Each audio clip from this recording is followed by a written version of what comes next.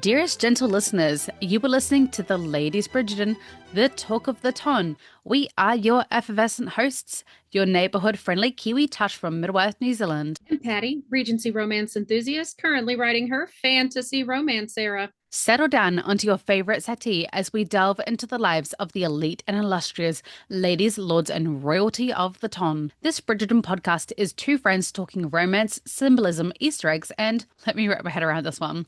Diving into the sulky, sad Sophie of the connections of our favorite character. I can't do it. Sad, sulky Sophie. I can't do that accent of our favorite characters, and I think you can guess who our favorite is today. We cover both book, TV series, and notable social media, and therefore definitely contain spoilers in this episode. Lots. Dearest listeners, it's been a bit since we first watched episode 2 of the new season, but we watched again and wanted to get our impressions documented before we deep dive later once we complete season 3 analysis.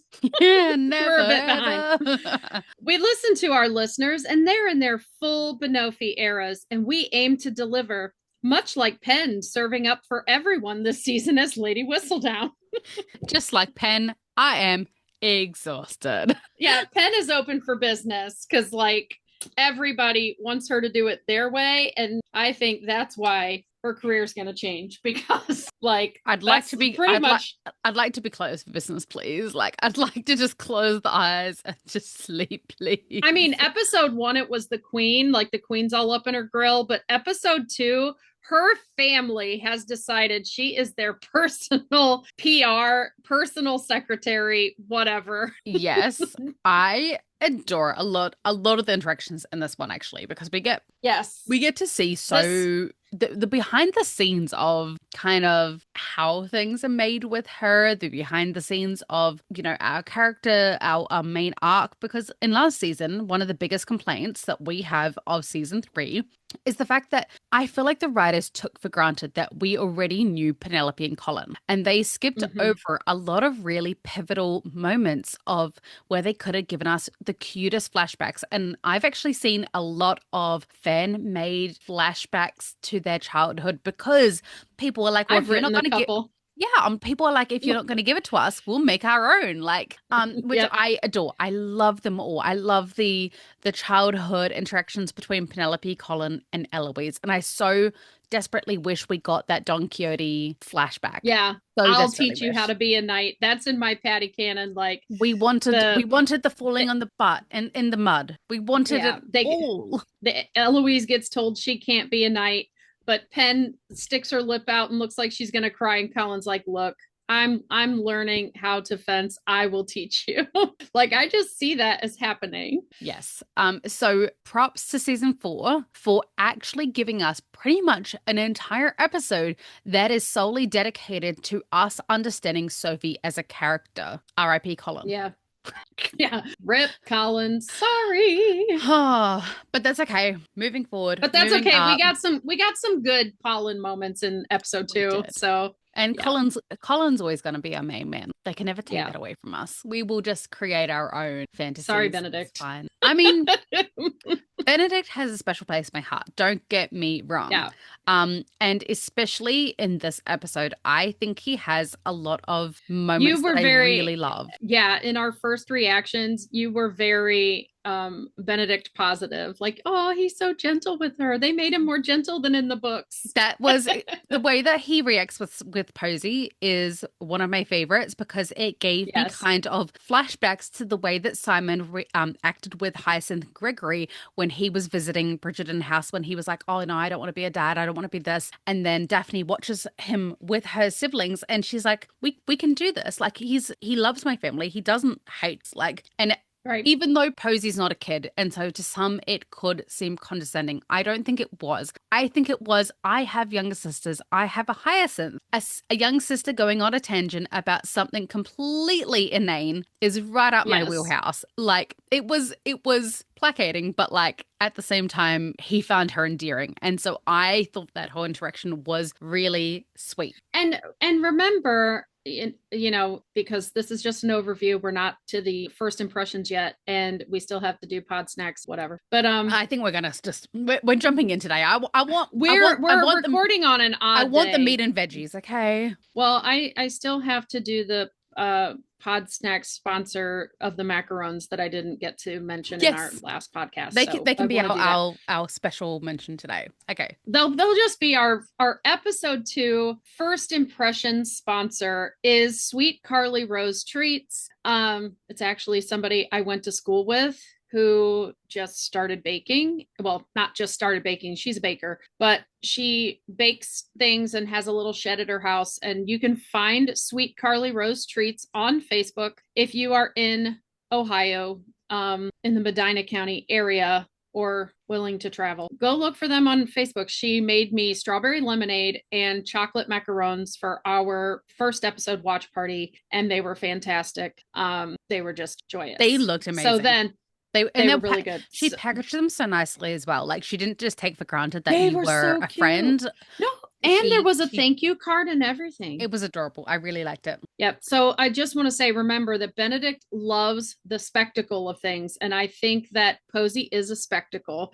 So Benedict was truly entertained. I don't think he was placating her at all. I think he really found her endearing and entertaining. Yes. And when I say placating, I mean, like, once he realized that she was not the lady in silver, and he was like disappointed. And so, like, he sort of wanted to get out of there because he was disappointed that it wasn't her, while still never wanting to cut her off, because I think not wanting to hurt her feelings. Yeah, exactly. And that's when I say placating, I mean, once he realized that she was not it, he's like, I want to be outies, but like, you're a nice girl, so I will, like, it was like a hear me out kind of a situation. Well, to be fair, when I use the word placate, in my history, placating is like, if somebody thinks they're going to upset me, and they treat me like a time bomb. Like, that's how I feel. And that's placating. Like, they're placating me. They're like, no, it's okay. I'm just giving you feedback or whatever. So that they act like I'm the fuses.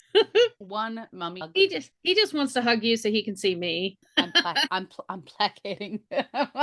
Yeah. You don't want the time bomb going off. I get it. We've already had some bombs today. You're well, the bomb. Considering I'm suspected autism along with my ADHD, I probably did have a lot of meltdowns as a child that nobody understood. So that's where I get that vibe and that feeling. And now it just sticks with me in adulthood. On that note, I think that our wee Posey is a bit neurospice, and I can spicy. I can see that this is going to play out exactly as the book, where she is absolutely going to come to Sophie's rescue and end up living at this. It is written in the Queen's crown. I've seen it. It's there. Yes, Posey will be with the Bridgerton, and I hope she marries her vicar someday. Yeah, I was gonna say, please let the vicar have more interesting to say than I like boiled potatoes. Right. What excellent boiled potatoes. But Posey would be like, I love boiled potatoes. And it'd be a Featherington 2.0 matchup. She'd be like, what other kind of potatoes do you like? I like mashed potatoes. I like my mashed. I like baked potatoes. Like, and I've had an interesting potato from it was not Germany back then. What was it? I mean, they were Germanic, but it was still didn't it begin with an H?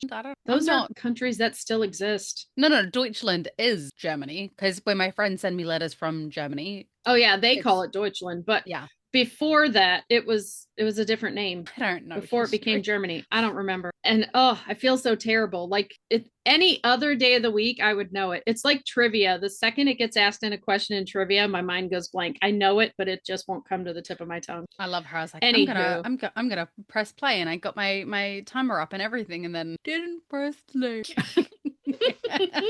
Story of my life. But there's she'd be like, there's a nice potato recipe I got from a Germanic friend that is shredded potatoes mixed with onion and egg and fried. It's called Deutschland. No. Germany's original native name is Deutschland. Its native name now is Deutsch. I'll find it. I know. The Tony?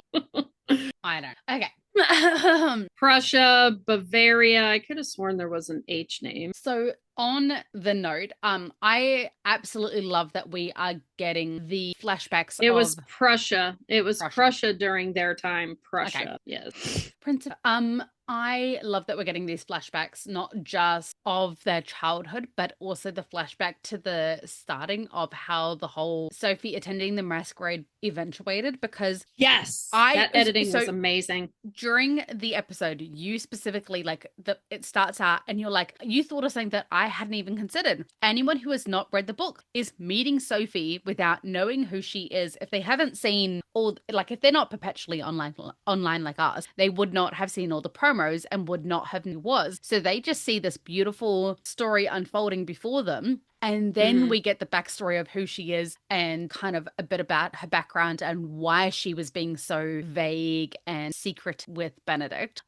So I love that they did it that way. And I so desperately need more Alfie in my life. This man has become like the highlight of season 4 for me. And I need that accent in my life like more. And I know how we always complain about side stories taking over, but like that man could have a whole TV series of just repeating the words "sad sulky Sophie," and I would listen on repeat for if you've not been on YouTube yet to see our live reactions to the episode, every time he spoke her name, we repeated it with our little echolalia selves. We just had to. I love it so much. Makes me so happy. So the editor for this episode is Gregory T. Evans. Well done. Props to you. Phenomenal. And there's an editorial department.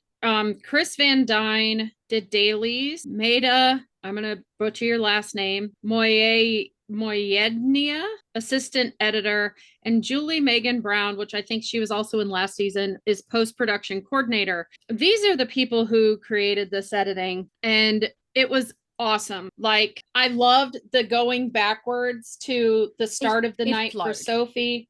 And beautiful. I have one editing that I feel like is a mistake, placement of something. But I loved the editing that showed that time had elapsed with over Mayfair, the sunset, the sunrise. Yes. All of that. So the editing this season is greatly improved from last season. And you see all of it in this episode. And I love that they did a lot of panoramic shots that made Mayfair look like a painting, because this is the artist season, right? Benedict is the artist. Like the aerial shot over Hyde Park or Rotten Row, whichever it is, it looked like the painting Sunday in the Park with George from up top. It looked like an old Hollywood movie where they, the dancers have the parasols or whatever. You're talking about the cherry blossoms that change into the burnt orange fall is Rotten Row. Well, no, it was the one scene where they used a drone or something, and it's up top from Rotten Row and people are walking. Yeah. And then they come down, and I think it's the scene where Benedict ends up talking to people, leaves Eloise to talk to the dudes, and she's all ooh-faced. Leaves is not the word that she would use. Abandon is the word that she would use. Yeah. Through to the wolves. Yeah, she definitely threw to the wolves. Like, she was surrounded by 4 or 5 dudes after he walked off. This man honestly went up to his sister. He hates marriage, hates everyone getting married off, partnering off, going down the traditional route. Sister, it's like, I'm a rescue from our mum. I'm gonna take you so you don't have to deal with us liaising with all these men. Oh, but actually, here's some men. I'm gonna leave you with them. And not just that, but I'm gonna make you go to 6 balls and 7 soirees where you have to interact with these men, but I'll save you from them, but I'm not there. But see, it's a brilliant plan though, because he told his mother he was going to take her under his wing and he was going to escort her around the ton. So he still gave the visual to Violet that she was going to talk to suitors. And that's exactly what she did. So Benedict made it look like that's what she was doing, but really they were just trying to get information about Sophie. But she was still stuck talking to people, and she was not thrilled. No, like, I feel like he sold it as a savior, like himself as a savior. Bait and switch. like to his sister. And like when we finally get to, she's entitled to compensation. She just needs to find a good lawyer. oh yeah, like when we finally get to that swing episode, and not episode, that scene, when we finally get there, like I am so surprised when she's like talking about like, you're not in my club anymore. She should, like, I am so surprised that she was not like, you absolute bit, like you threw me to those wolves, self-serving bastard, you know. Like the Eloise I don't think would have been, I think they're very direct on the swings though. They're very direct on the swings, but they're never cruel and they're never demeaning on the swings. So I don't think she cruel leaving 5 men surrounded. Like they were like, oh, lunch is served. Yes, but that was in his mind, you know, the art of war. Like Speaking of the art of war, my favorite soldier of all, Hyacinth Bridget, Miss Hyacinth and Eloise fighting over one wanting to be on society, not being old enough, one being on society, but apparently being too old for it, is or wanting to be too old wanting to be too old for it, I say.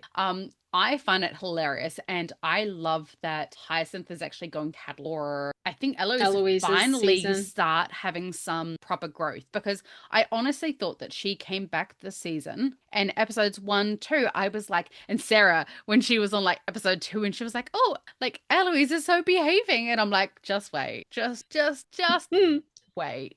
Because I felt but Eloise is not behaving like last season. Like no. And last season she was behaving, but she still wasn't interacting. She's interacting now because she thinks the pressure's off, but the pressure isn't off. And the more the pressure is, I mean, Violet has stepped back, but she purposely put Hyacinth in because Hyacinth is a catalyst in and of herself, period. Hyacinth is a supernova. Like everyone will go down with that black hole of like, if it implodes, you're done for. That girl is a force. And the thing is she really just wanted that time to build a relationship with her sister. But because what they're having to interact over is something that, again, Eloise is not interested in. Eloise can't connect over anything Eloise is not interested in. And see, this is the part that I really feel for Hyacinth, because her and Daphne would have gotten along like a house on fire if this was Daphne helping teach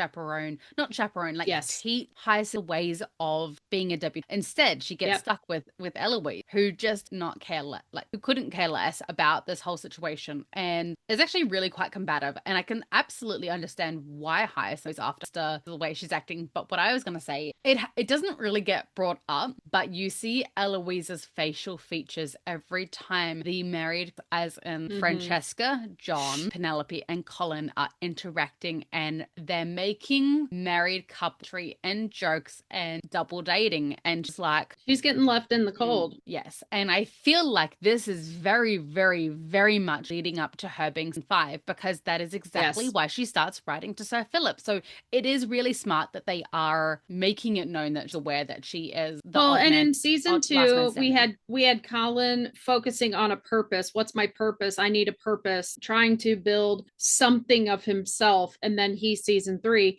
And then in season 3, Benedict doesn't know what to do with himself. And he ends up diving deeper into the underbelly of London, into that part of London that's outside society, which leads up to his season, because he ends up marrying someone who is not, he's not supposed to marry, of society.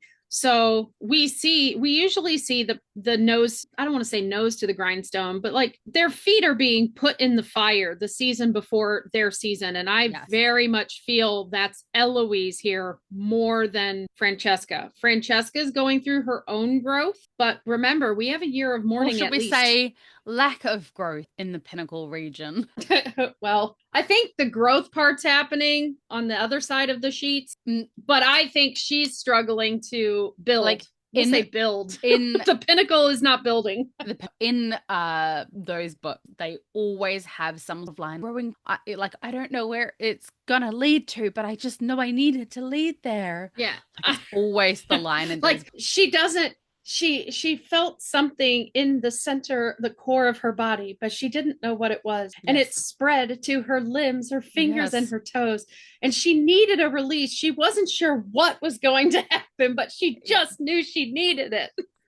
Yeah. So, not to jump from. Thank you, men, for teaching women about the pinnacle, because, most romance novels are like, that's one thing I liked about Sophie this season, but that's another episode. I saw the funniest comment where they were like, Eloise should end up with Sharp, like he's the perfect match for her, rah, rah, rah, rah. I can't imagine Eloise ending up with boring Philip Crane. He can't teach her anything or something like that. And I'm like, what? The term? I can't remember the exact. And I was like, oh, he's her a lot.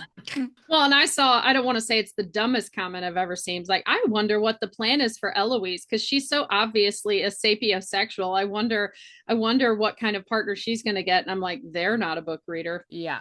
Because we already know, and he is mega smart. And yeah, I want to talk put me in a room with Sir Philip and he can talk about flowers for hours and I'd be okay with that. But like, I want some pressed flowers. I want to talk about the Lee sister, because this is one thing that I do sort of not hold issue with, but the difference from the book to the TV series, I mean, it's fantasy and it shows that it's fantasy, but quite translate the way that it. So in the book, Posey was a little bit tubbier, still pretty, but more plain, right? She was short, and then there was Rosamund, who was drop dead gorgeous, tall, skinny, golden hair, as opposed to Posey's slightly duller, dishwater blonde. Like everything that Posey had, Rosamund had better, and in spades, and that is and why it had glittery. Yes, it just add glitter. Exactly. And that was why Rosamund got the treatment that she got, because Aramint had always planned on her being the diamond of the season from the second that she came out of the womb. Yeah. She was her second in charge, her army general. She was just like her mum, and so her mum treated her as such, and that is why. And that's why she felt like she could treat Sophie the way she was at that time and kick her out, because she thought that Rosamund was going to marry well that season. It didn't work out that way, but that's like, we know she probably put up with Sophie for a long time and was cruel, but probably not as cruel as she was in that season that Rosamund was, like, she thought would get Benedict Bridgerton. You know what I mean? Yes. Because she didn't need Sophie anymore and Sophie's money. And for reference, why she doesn't need Sophie is because in the books, and I actually think that this might come out in part 2, the only reason that Araminta keeps Sophie is because as part of her father's will, in order for Araminta to gain the amount of finances that she does, she would get a small stipend, but if she kept Sophie until 80 years of age minimum, it would nearly double that stipend. So she kept Sophie under the premise. Well, I thought it was a lot more. It was a lot more. Because it was $2,000 a year for her and her 2 girls. But if she took on Sophie, it was close to 6. I thought 6,000. It was a lot of money anyway. So yeah, I mean, for not having read the book in a year, because we read it last year. Yes. Yeah, it was a substantial amount different, and that was the reason. And I think it is going to come out that it is going to be that way in the series as well, because we had that scene, and I don't want to go into too much. It's in a short episode, but Sophie's so desperately wishing, and that plays in the scene I'm about to talk about. But Sophie's so desperately like, why did you you didn't love me, and you could tell she's so desperate. Just and I think that plays into this episode, because don't we have the flashback to the grave part? She tells Sophie this whole thing at the grave, at the burial. That's crueler than cruel. Well, the part that I was going to talk about from that goes along with it is the fact that I love that we get the flashback of Araminta arriving at Penwood Estate, and this was exact the book of, you could see that Sophie was so to have and to have sisters, and she was so hoping to have a family, like maybe if Daddy has a mummy, then we can all be a family together. And then to be told the reality first time in her life, now that there's a woman around and someone who hear and spread the gossip and whatever, you are not to refer to him as dad. You are not to act this way. You are not to say this to her or around you, as they are not you are a second class to them. You are just a ward of this house. Like, to be put in your place at such a young age, realize that your hopes and dreams held for long have just crumbling down. I honestly nearly cried. I probably did. I don't know. I cried so times. So it's Brimsley, embarrassing. Queen, Brimsley, and the Danbury, Queen, yes. and Danbury. Should we jump over to that? Because my lord, so many feelings. So many feelings about so these many. three. Like, first of all, Brimsley, ride or die. We know Reynolds is out there somewhere. We know we're going to hear more about that. But honestly, considering they couldn't be together, the Queen is like the love of life. Brimsley's wife. Like, and really, he's her work husband. Like we say it all the time, they're the work couple, but they truly have a deep affection and care for each other, especially Brimsley for her. He is worried about her. He is concerned about her. Like, it's genuine. It's not employee boss. No. And I mean, like, he facilitates. He could have offed his head for going to Lady Danbury and interfering in her business. Yeah. And that whole scene started out funny. I laughed because she's taking her royal nap, but by the end of it, tears. Like sobbing, like, the way that he loves her, it's just so because I think he loves her in a way that she deserves, that the entirety of the world loves her as their queen, but I think he loves Charlotte. And I mean that in a platonic way, obviously. But like, that is like, he goes above and beyond what even is expected of him and cares for her emotional well-being, not just, well, she needs to be able to take care of the country. She's following and she can't do that. Like, it's not about that in the slightest. He's like, my queen is suffering. She is hurting. She can't tell Lady Danbury the truth behind why she is hurting. She can't voice those words. So I will intercept the feelings and deliver them in a different way. And the thing is she can, emotionally, but she also can't. She's in a, well,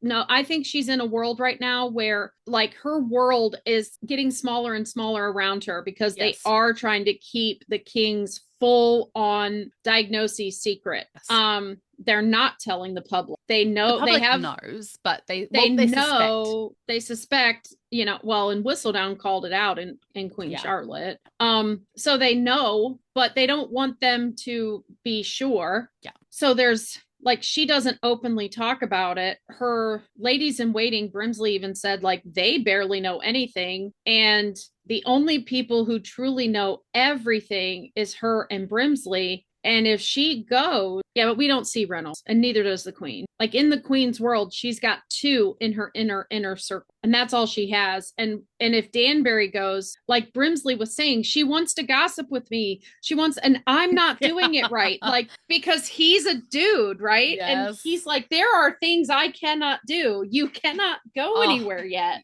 Because that reminds me. I mean, absolute tangent, but Kylie Kelsey, who is married to Jason Kels, who was one of the famous American players. Is that Travis's brother that he does the podcast with? So she has a podcast now as well. That's how I know I'm going to know them. Travis goes on the podcast the other day, right? And he's like, oh, I went to this meetup and Taylor couldn't go to it. And he's like, I don't ask. He's like, girls ask. And he's like, but Taylor couldn't go to it. So I had to ask all the questions because if I go home to that girl and I don't have the answer, I'm going to be in trouble. And I just thought it was like the sweetest moment ever because like I am forever being like, Steven, where's the details? I need the juice, okay? I don't just want the pulp. I want the juice. Right. Brimsley, I have similar conversations where I'm like, I'm going to build a story around the 2 words you just sent me. Yeah. Yeah. So no, I love like it. Brimsley and her are married. Like her relation's no longer, not to say, she doesn't have a partner. Like he is her husband. Yeah, she doesn't have she's a single woman. She's a single mom to a country who can't move on because and in reality, like there have been marriages like this where one partner ends up in a mental health facility. They're incapacitated. They're in a coma. They've become disabled, and that one partner that is able-bodied or able-minded is literally holding down the fort and doing all the things. And it really does take its toll as somebody who, you know, lived through a marriage where that person wanted to be invalid. Sorry, I only heard a third of that. I heard the word and I can hear the wiggle. The wheels as we're watching the roll round and round, away and away, way down the road. Anyways, I was trying to nicely say, like, my ex wanted, like, put all the mental and emotional labor on me. You know, he believed his health was worse than it actually was. But yeah, like she is, and they literally represent every kind of partnership on the planet, because that's a partnership that not a lot of people want to talk about, right? Is when you're partnered and you love someone and they can no longer contribute to the partnership in the way they used to, and how lonely that can be. Because they're still there, but they don't. Yeah. Like she can't mourn him. She can't move on. She is stuck. And that's why episode 1, I believe her, you know, her masquerade costume had the crown inside of the heart cage. Yeah. She is bound by this marriage because he cannot die. She is stuck being the queen, because she would become a dowager. If once he passed away, her son would take over and she would be free to live her life. So I finally get to ask the question that I said I was going to ask in the last episode. Why is it that all in waiting white? Never seen Lady D wear white. Because Lady D elevated from a lady in waiting. But in Queen Charlotte, we saw her as a lady in waiting, but she never white. And she was never just like hanging out there, you know, like all the other ladies in waiting, just and wait. Well, remember, if you look at the portrait that they look at of her original ladies in waiting, they did not wear white. They wore their own clothes. And I think over time, because the ladies in waiting kept coming and going because they were living their lives, getting pregnant, things like that, because they are ladies of the ton, that I think she chose white. To go along with this episode, do you want to share the fan theory out there about that photo? Because I think that's why they're also bringing so much attention to the ladies in waiting. I do too. And I think that plays into Alice, but I think Alice? There is a fan theory. You thought Alice? No, it's because it plays into Alice's story too. Because I thought it played into Sophie's, because it does. The There's a fan theory that says that the doll is dressed and looks like the one lady in the Ladies in Waiting portrait. That is not an us theory. It's a cool theory that we like, but we did not come up with it. So I just want to be clear. And it makes me want to go back and look at stills, look at Queen Charlotte and the 4 original ladies and see. This one they're changing from the, and I think they're going down a Catherine the ever after version where her mother was nobility. Yeah. And so she uses her mother's name. Yeah. Her mother was a lady of the court. Yeah. So that's why I think that they're going down, because obviously I still don't understand how her mother and father could be ladies of gentlemen of the court and her still. I don't. Well, the full fan theory, because we were expressing like why did they switch it from grandmother to sister, right?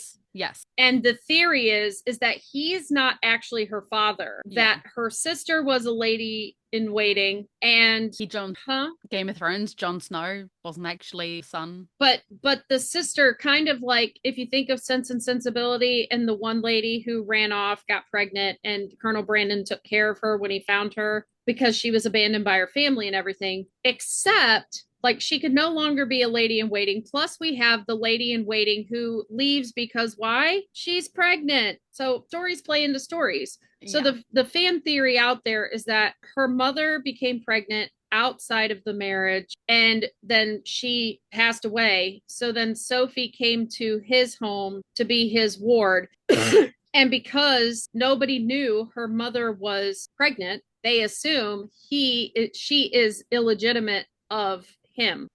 Lady Baird really to learn how to read the room though. It's like there was not good timing for anyone involved. I love like the new Bridgerton joke is that people are gonna hide behind somebody else. I love that they all feel comfortable. Eloise started a trend. I love that they feel cool enough to hide behind Brimsley, that they think that he will protect them from the Queen. Like he is her rational side of her brain.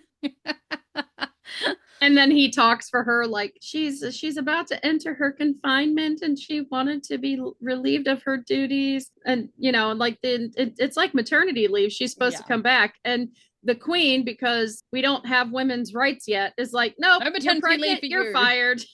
You're not coming back. Because like it really did just play into like her not rejection, what do you call it? Abandoned kind of fear of like she's been abandoned by George. She is feeling abandoned by Lady Danbury. Even the Queen, who as much as they had like that love-hate relationship, was also a support circle for her. Like the Queen always do whatever, Augusta was always do whatever to protect and help her son, whether good or bad. Like she was still an ally in a way for George. Yeah. And now she's waiting all to husbands and lives and marriages that she never got to enjoy because she lost her husband so young, really. And now she just I mean, she had plenty of children. She enjoyed him for nigh on 20 years because they had 15 kids. Yeah, but in how much capacity? Like I think they got as Bridgerton would say, moment. Yeah, they got moment. That is true. I adore that. Alfie is another what was his name? Lord Remington. And it is another gossip queen. Yeah. It's feeling so I've read all the Whistledowns. Yeah. I've read all the Whistledown. I know Whistledown. I love that he is the one who's like absolutely Sophie's corner, being like, he's writing about you. He's in love with you. Go get your man. Yeah. I love that. And I need this in my life. I need this in the second half when everything gets figured out and Sophie and Benedict get together and Alfie meet Whistledown. Yes. Oh my God, yes. He will fangirl so much. Happy. Yes, I adore that. I want that so badly because I love that that Sophie has. And I'm surprised he hasn't mentioned it yet because everybody knows that Whistledown is Penn at this point. Yeah. And he hasn't been like, Sophie, you gotta go to him. You'll be Whistledown's sister. Yeah.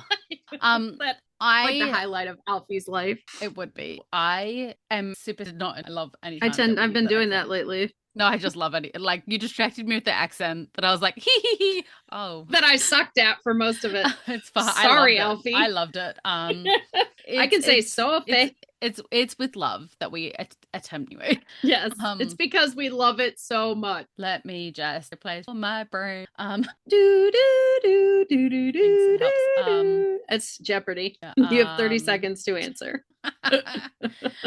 Is it about Enchanted not being played at full volume? No. Oh, okay. So last season we had Penelope just being shat on by everyone. Colin will never love you. Colin will never see you that way. I mean, we had 3 seasons of it.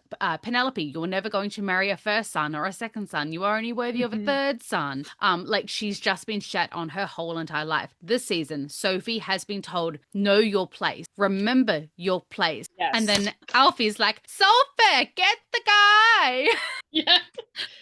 He's like, because he's like, you're a lady. You're a lady. But I love that, like, everyone deserves an Alfie in their corner. Absolutely. And yes. I love that he is just like, fuck society, fuck the world, go get your man. Yes. He's looking. And I love that because, like, Penelope needed that too. And she kind of got it from Genevieve. That was about it. Well, sort of. No, because Genevieve, I don't think really wanted her to go down the normal trajectory of a lady of the ton, which is to get married and then become nothing. But like Genevieve was the only one who saw, like, who made Penelope feel good about herself.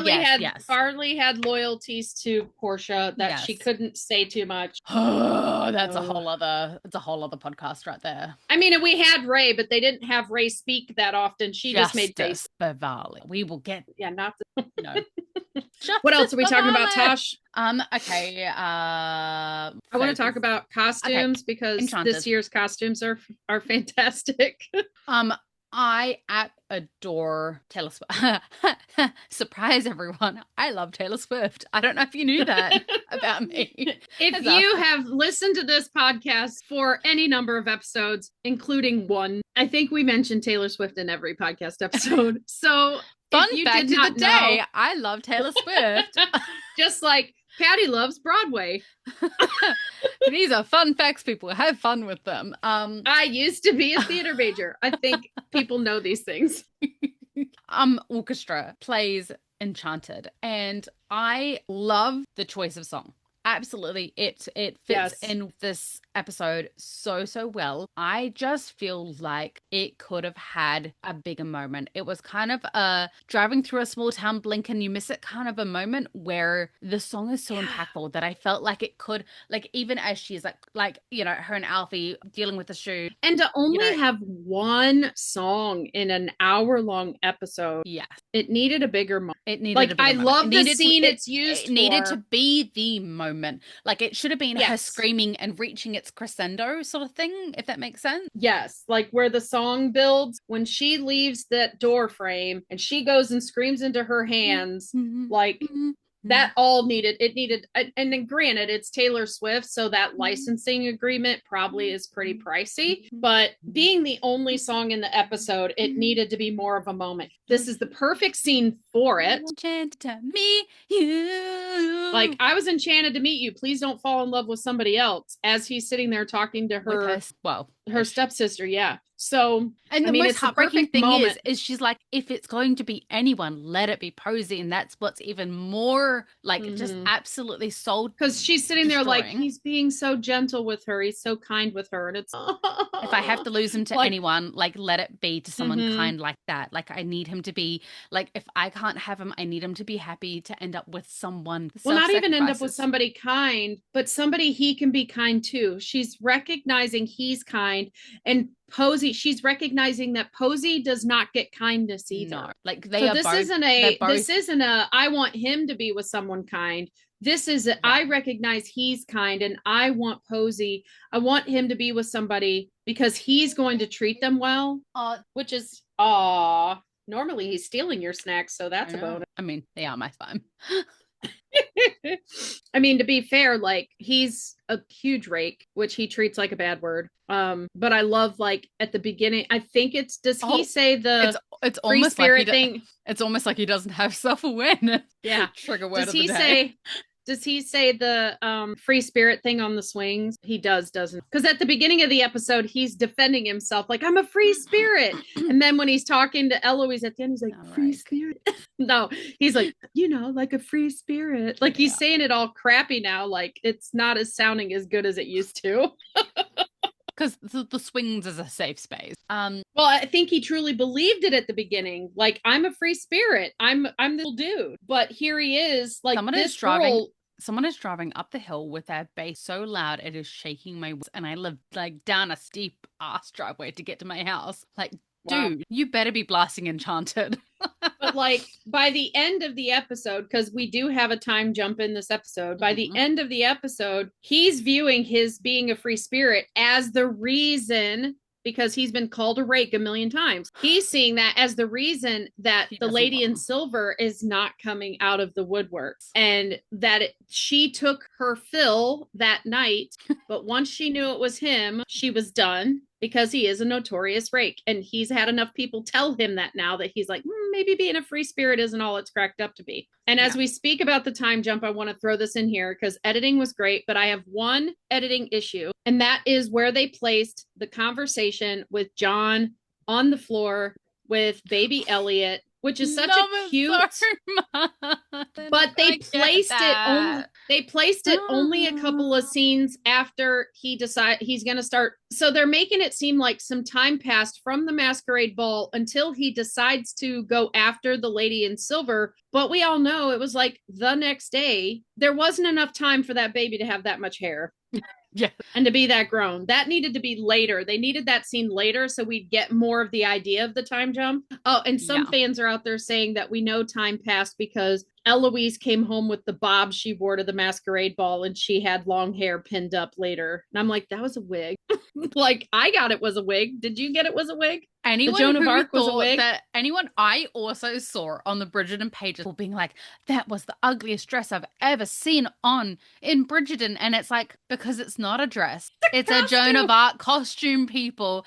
No, we're going to be kind. We're kind to our listeners who understand that's a costume. We hope so desperately. And if not, apologies. Apologies. I apologize to the person who thinks that's real hair. Yes. Okay. For reference, for those who aren't as obsessed as us. Okay, the time jump. We start on Rodden Row. It is the start of spring. The season begins in April. We then see them walking down Rodden Row. We see the nights and the days and the parties going past. Like, it's showing us the travel of time. I know, the passage of time. Yeah, the passage It's of showing time. us the passage of time. They are then walking down Rodden Row, and it is September at the very, very minimum. It's autumn. Possibly August, because it is autumn. The trees have turned. Or October, yeah. Which isn't accurate. Because the trees are full color, so it could be October. Yes, which, yeah, it would have to happen late because they don't turn that early. So I would say it is, yeah, probably more. And have you seen at least Ainsley Broom has brought it up where it's 6 balls and 7 soirees? Like, I want to know when the writing of this occurred and when the trend of 6-7 was. Yeah. Yes. Someone brought up that and I was like, don't start. That's kind of don't. But yeah, there's a passage of time. But was it 2 years? No. No, it wasn't. It was only about 6 months. But we also don't know the passage of time from when he leaves the swing to go out and we see him sitting in the one place, like staring off into space. And then he wakes up at another party. And it's supposed to be like time just passed. The parties are all blending into each other and he can't tell one from the other. And he's just constantly drunk. Can we talk about... We can do whatever you want because you have the notes. I mean, to be fair, these just bring the vibes. These are long form notes. These are not bullet points. I'm just bullet pointing from my long note. I'm just jumping the show. I want to talk about Miss Violet and Miss Lady Whistledown. I want to do. Remember how we did that one, my girl? Remember how we did that one 2 scenes, same vibe? I want to make a short of that and have the Colin Bridgerton and Penelope Bridgerton because it's the exact same. It's the same. It's like, you married my son, so now I'm gonna say your name like I say his. I feel like she's been saying that name, but Featherington, since she was little, like them all getting caught. And you know what it actually was? This scene gave me, hands down, Molly. I was like, Molly Ringwald. Molly Weasley. Yes. Gone. Bed's empty. No note. No note. No note.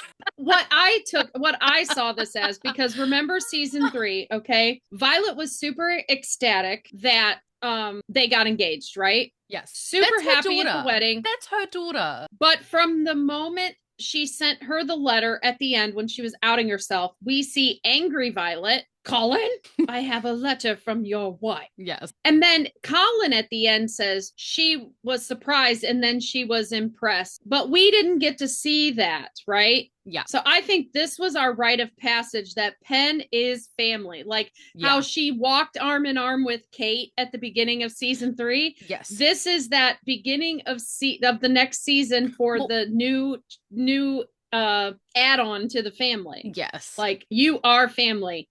Penelope Bridgerton. And that was what I was going to say. I have absolutely loved that in 4 we see the family. Like, yes, she's always part of the family. Hello, sir. Where's my snack? No. Yeah, that's the fee. He ate all. Mummy's going to be done in just play. Not play. Turn on the oven. But I love that he's not trying to do it. There's so many dials to turn will work. But I love how much we see that Penelope is not just Ella's friend. She is a sister, a Bridgerton family sister. Now. She is officially family. I love the way that we see like the double dates with John and Francesca. I love the bonding with, even if it is Mama V like ripping into Lady Whistledown. Right. I love the interactions between them all. Like obviously Eloise Benedict, and Eloise and Penn at the beginning. Yeah. Yeah. Like obviously Penelope and Eloise were already, so now they are just legally sisters. But the fact that we finally have a Benedict and Penelope and that she finally feels comfortable enough not only to talk to him, but to call him a rake to his face. Well, and I love the insight we get into Benedict because remember, we are getting insights into Benedict that we didn't have before. Benedict really does have book Colin charm because in the scene with Penn and Eloise where they call him a rake, you know, he becomes affronted and he's like, but I'm a free spirit. And when he's talking about, she's like, well, you'll have to deal with the queen. And he's like, I think I can handle her. And the look on Penn's face cracks me up. And then later, clearly when you are delusional. Yeah. Later, when he's talking to Sophie and she's mad and she's got to go find work and whatever. And he's like, I'll find you a job. I'll find you a placement in London where it's safe. And she goes, I've tried that. What makes you think you can? He goes, I have my ways. Like he's literally Book Colin, who could drop his toast and it would always end up butter side up. I feel like he words from Julia Quinn. I feel like he slept with enough of London that he's like, hey, remember how I serviced you that time? Do you need someone you owe me one? I have a service to you. You service me. Is here's some service. His actual friend group, though, is very small because the only placement he found was with his mother, and he knew his mother would take her in if he asked. Because he didn't try anywhere else. I think he wanted to make her safe. I understand that, but I want you to name 5 friends that Benedict has that are actual friends. I mean, this is as bad as Colin and the Lord Squad. Granville. I would consider him to be a friend, but they have just not a safe space. Temporarily separated, and yes, a safe space. I mean, his house. We don't. Granville's a good dude, but the people who come to the parties at his house, she'd be in the same predicament. Will would be a safe space, and I feel like, especially being a person of color, she would also be safe in that space because obviously different demographics were treated very differently even within the ton. We don't see that many. But in that case, Benedict would have a hard time selling, please take on an extra servant just because I'm asking. Because they're trying to be good stewards of their son's estate. They're handling their son's estate. But she can speak multiple languages and can help their daughters and son multiple ways of the ton. And that would make her a governess, which is a promotion. But we know from season 3 they already have that. Again, it would be, I'm asking you to take on an added financial burden. Pregnant all the time. Not really, but you know. But what I'm saying is, like, Benedict doesn't have, and even with the maid wars going on, the maid wars were going on. There were other places she could work. And he still just, I mean, yes, he wanted her underfoot. I think he would also ask Lady D if if he was genuinely trying to find, he would ask Lady D because he knows that she would be treated like, not sternly, but like she would be treated like it would be fairly, be paid well. Like, it would never be bad. And the thing is, though, is it would be for Lady D, though, that would be a little too close to home. Benedict would show up at the door and she'd be like, are you here? Are you actually here? Or are you not here? Like Lord Ledger, I'm not here. Okay, let's, seeing as we are talking about Benedict finding her a job. Okay. Let's just talk episode 2. Let's talk about that. No. Well, it is Cavender. Episode 2. I was going to talk about the fact that there's a giant sunflower chest. Yeah, that's for analysis. That's not. I know. That's why I was like, I will talk about this another episode. Let's talk about the Cavender party and how they. I don't want to say they shit the bed. They didn't. It's possible they couldn't get the same actor who played Fife, but I do think that they built up the perfect 3 jerks to play Cavender. Yes. Or in this case, it would have been Fife. And the 2 lackeys that attack the women in Stanton and Wilding. So now we have 3 totally new characters, and they have to, where we already have a visceral reaction to Fife and Stanton and Wilding, they have to create negativity towards Cavender and these 2 lackeys. Correct me if I'm wrong, but wasn't Fife in enough episodes that he was actually like so you know how we were talking about last season about how you have to be in X amount of episodes to be available to win awards? Yeah, so much screen time, yeah. I'm pretty sure Fife actually met that while Debbling didn't. Yeah. Fife, I believe Fife met it because he was able to be at that one at the award show.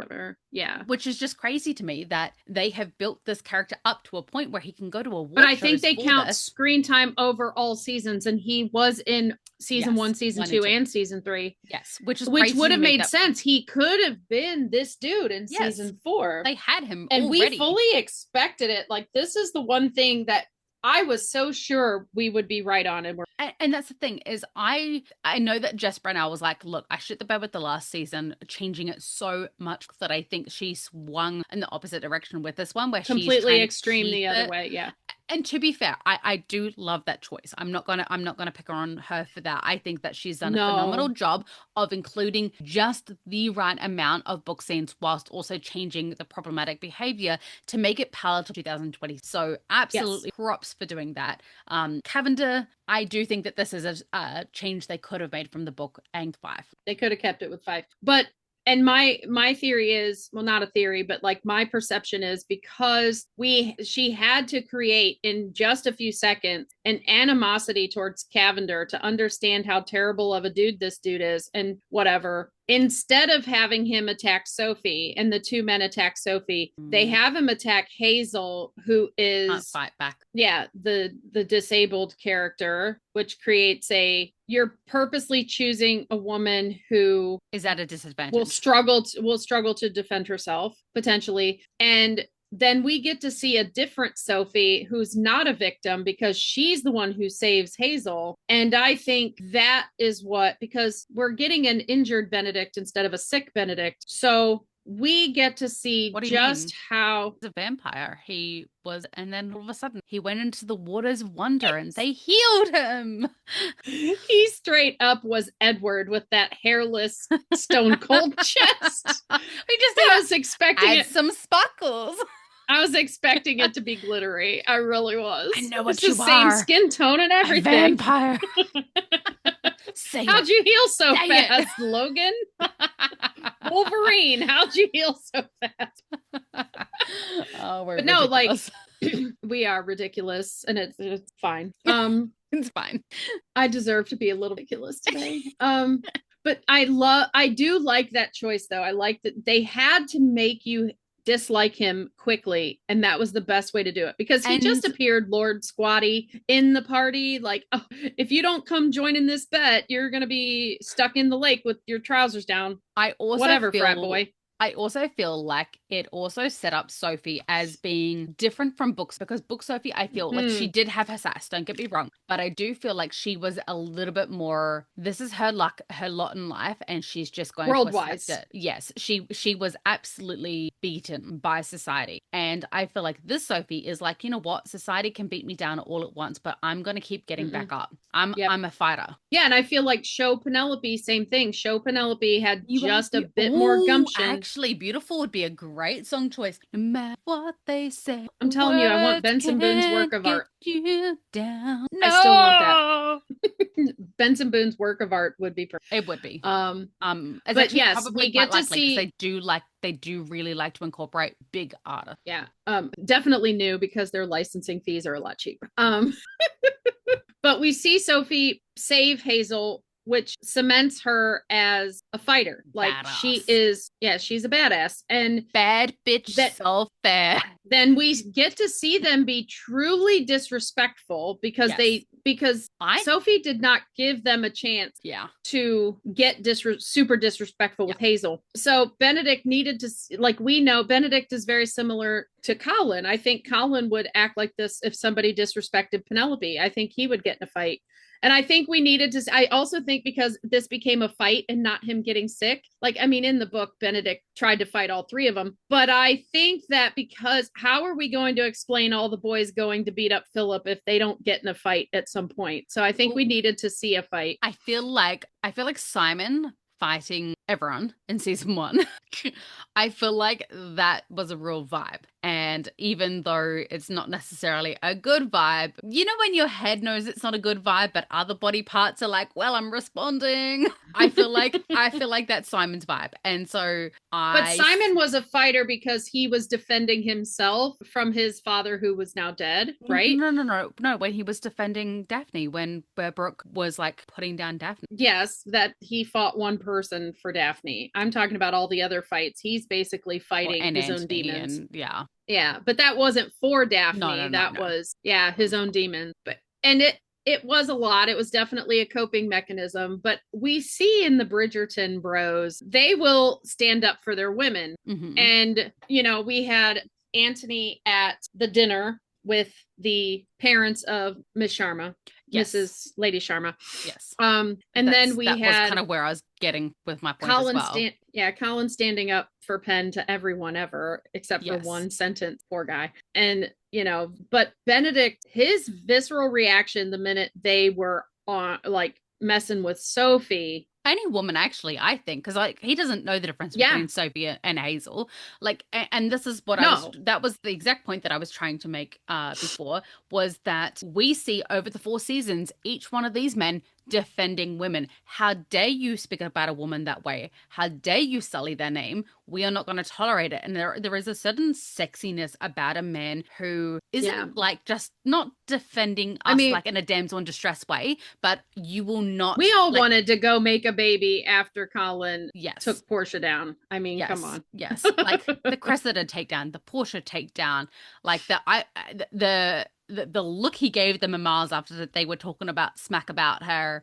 you know, at that ball, like he is not taking crap from no one. And there is a certain level of like, I'm a woman and I can take care of myself, but it makes the butterflies flutter when you also defend me. Like, you know, like it's like I can do it myself. No, but like very much nice so. to be supported. Yes, and this recently happened to me, like having somebody stand up for me, having a man stand up for me in a time I could have defended myself and I was defending myself. But there's just something different in the world because women, and I know you women out there are listening to this, sometimes we speak and we just don't get heard because we're women. And so sometimes when a man speaks up for you, it is a heady thing.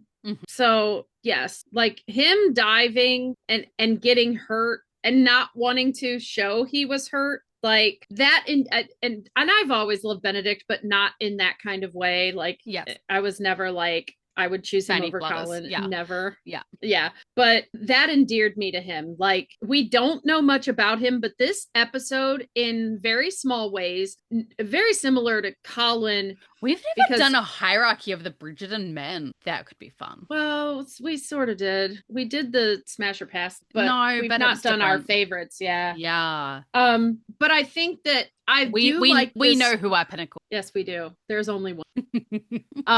They did a lot with a little bit of writing. Like the scripting in this episode is so good because we learned so much about Benedict without a lot of backstory. And yes, we've known him for all these other seasons, but we didn't know inner Benedict, right? Yeah. We didn't know how sensitive he is and how, like, we know he likes art. We know he writes poetry and we get from he loves his scene sisters. Yes. But here, like, he's very charming and he knows how to use it. He was absolutely untamed, vicious in this. Like he was feral in the best kind of way. Yes. And he flat out says, I was taught not to disrespect women. Yes. Like you stand. Yeah. And so we learned he is like your classic knight. When you think of like the Knights of the Round Table and the rules they live by, Benedict kind of lives by those rules. Because I can't remember the exact words. I do remember that Cavendish says she's just a maid, and I do kind of wish we got like she is someone's daughter, like humanizing her not just by her status in society, but as a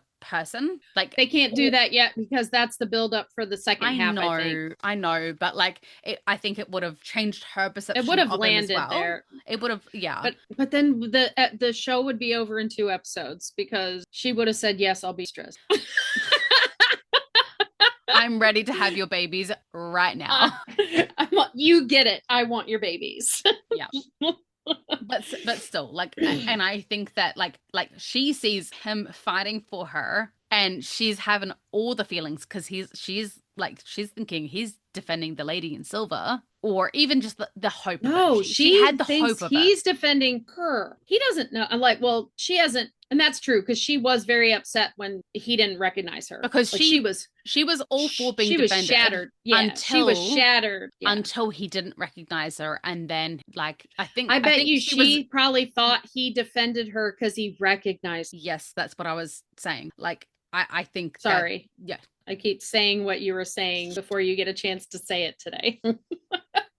No, we're of the same mind. That's all. We're of the same mind. We are one mind, but two mouth. We know how to use We're Bridgertons. We're the hive mind. Yes, I think Sophie was like absolutely all for it until he shattered her into 1,000. But like then he did like he's like I know you, but he just couldn't put. And that is the one thing that we do hold with is they needed to cut her hair. They needed to change her appearance any sort of way. This is not Superman. You cannot put on a mask, change your hair color, and just say I'm Superman. I'm gonna soapbox here for a minute because I can almost tell you what the PR line is going to be about this, okay? Because in season 3, remember, it's like we didn't focus on Penelope's obvious weight and looks situation because we didn't need to. We didn't want it to be about that, except it was about that, right? Like the fans saw that it was about that.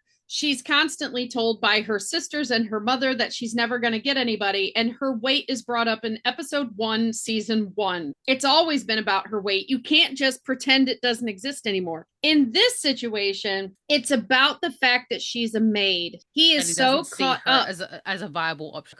Yes, it's about, they didn't have to cut her hair. They didn't have to change anything about her because enough time had passed. And it hadn't been enough time. He's painting her from memory every day. Right. But what I'm saying is her look changes to him because she's a maid. Because like what she said, it's like being the furniture in the room. You get as much notice as the furniture in the room. He's not seeing her in the room. He's not seeing her in detail because she's a maid.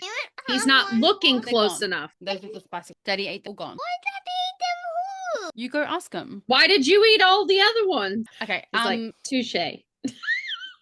So to finish this off, let's talk about Sophie's reaction when Cavendish is like, you will never work in this town. And it was never, ever about that. It was always 1,000. No, that's not a seat. It was always it's not a seat. It was never, oh Lord. It was never about Cavendish firing her. It was 1,000% about the fact that he did not recognize her and she didn't have a way to justifiably be angry with him. So she had to make it justifiable. That seemed so, how dare you save me from being raped? You bastard. Well, 2 scenes, same vibe, because Colin came out to check on Penn because she was upset. And she's so mad at him. I mean, she got rejected kind of and put down at this party, but she takes it all out on Colin, really, because she's still mad at him. And she's like, good night, Mr. Bridgerton. Bridgerton. This is the same scene, different scene, same vibe, where she's mad at him and she just is like, I have to walk now, Mr. Bridgerton. I have to do this, Mr. Bridgerton. I have to do that, Mr. Bridgerton. Like his name is like an insult. Well, he tries so hard to get her to use his name and she doesn't until then when she finally does, he's like, be my mistress. She's like, I'm never using your name again. You're going to be Mr. Bridgerton for the rest of my life. Yep. Okay. Sorry. She's going to be like, Sophie, take you, Mr. Bridgerton. I sad, sulky, Sophie. Sad, sulky, Sophie. Take you, blind idiot, Mr. Bridgerton. Okay, and then rapid fire, just because this was long form notes and you were trying to bullet point out of it, we want to hold a moment for the tiny little carriage scene and reaching the pinnacle. Well, not reaching the pinnacle because Penn looked mad. Wait, we can't go through 2? No, that's 3. Is it 3? I thought it was in 3. No, I would have 100%. Okay, then we're talking about what we're going to talk about next is that carriage scene. 3. It's got to be brought up. Okay, so coming up next, the next episode we talk 1 hour carriage. Yeah, giddy up. That's the only thing that happened. It was 3.5 seconds, but to us, that's the only thing that happened in that episode. Hopefully, it lasted longer than 3.5 seconds for her benefit. Nothing happened because she was pissed when she turned her head. And I really want to do Bridgerton news, but we'll have to hold off on that because there's so much Bridgerton news right now that I need. Yeah. I just skipped everything today. I was like, I want to get in. I want to get in. I want to get out. I want to eat my dinner, but I want to talk about this stuff because I have had no time this week. Right. For nothing. For today, gentle listeners, we will leave it there and continue on next week's carriage. We have episodes coming out for season 3 and 4 at the moment. It's a wild ride. Yep. Bear with us. You get extra us. You get extra us. You're welcome. I'm so sorry. If you have anything in particular. For those that are good with that, you're welcome. For those that are like, sorrows, prayers. Sorrows, prayers. If you have anything in particular you would like us to cover, which you can give in season 4, hopes and dreams for us now. Season 3, don't even think about it. Please, if you have any Bridgerton knowledge you would like to share, please head to our Facebook page, The Ladies Bridgerton. I'm loving the edits, the memes, I like all the reactions to the interviews. I love Bridgerton season, said the person who did not watch the Super Bowl, because I love all of the extra edits, fan edits. This is my Super Bowl. Yeah, like I don't do the sports. Although I do figure skating at the Olympics. I love it. Oh, and props to Bad Bunny. I don't watch. Yeah. But like no, that was yeah. Props. Good job, Bad Bunny. And Green Day. Green Day's having their moment. Love that. A moment again. Like they've always been kind of anarchist. Yes. But yeah, like I'm not a sports person, and I know it was football season and it's now not anymore, but for me it's Bridgerton season. It's Bridgerton. And I think it was brave of Bridgerton to air when it did, because they could have died down because of the playoffs, but they didn't, because Bridgerton is amazing. Yeah. Yeah. If you are enjoying our podcast, please remember to click like, subscribe, and leave comments wherever you are listening. Clearly, we're now a football podcast too, because we talked about it. Therefore, men, come listen to us. We talk about football. Yay, Seattle! I do know who won. I do too, only because of Travis Kelce. And once again, thanks, Taylor. And once again, thank you for listening to the ramblings, the rant and tangent of two mad women. Yours truly, Tash the Ranting Kiwi. And Lady Patty.